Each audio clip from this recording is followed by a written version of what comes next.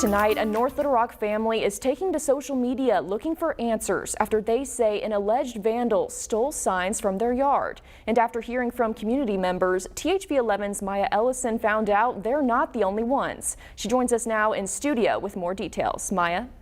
Yeah, Brooke, I took a trip to that family's home to see exactly where the signs were stolen. And while initially it looked as if the Mullins family was the only one, I learned multiple homes in the community have been targeted, and for quite some time.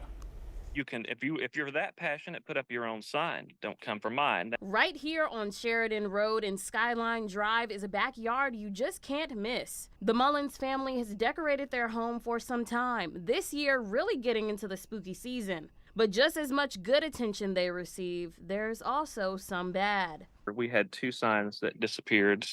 One at one time of day, and then later that day, the second one disappeared. And that's not all. And later the week, we had some vandals that came, and because we had flags hanging off of the deck, and they tried to take an extension cord from our Halloween display and rope the signs down. Jason Mullins said out of safety for his home and family, he took his hanging signs down. While he did not catch the person in the act, he says he was able to grab a screenshot of it on his security camera and saw a figure coming out of the car. He then went to a local Facebook group in search of answers. But he says the responses he received showcased a mix of reviews. Some of the responses were positive, but there, at the same time, there were those that were negative. There were those that were personal attacks. Mullins isn't the only one that has become a target of these alleged crimes. The Drew and Austin family both live on the same street and share very similar stories.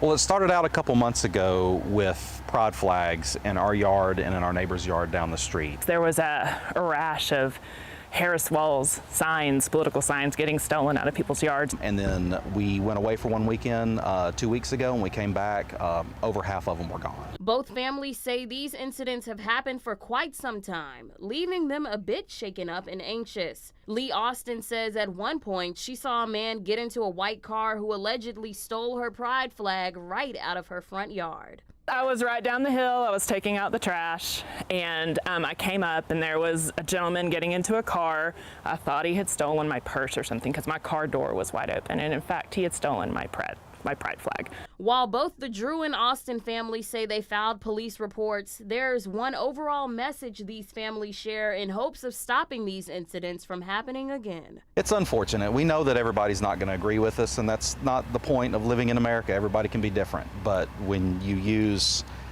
that type of fear, coming on someone's property is a different type of message. As I spoke to all families today, they also said these incidents are extremely scary. They told me that one neighbor was able to capture the alleged vandal on their cell phone camera driving down the street, but no other additional information has come about as of yet.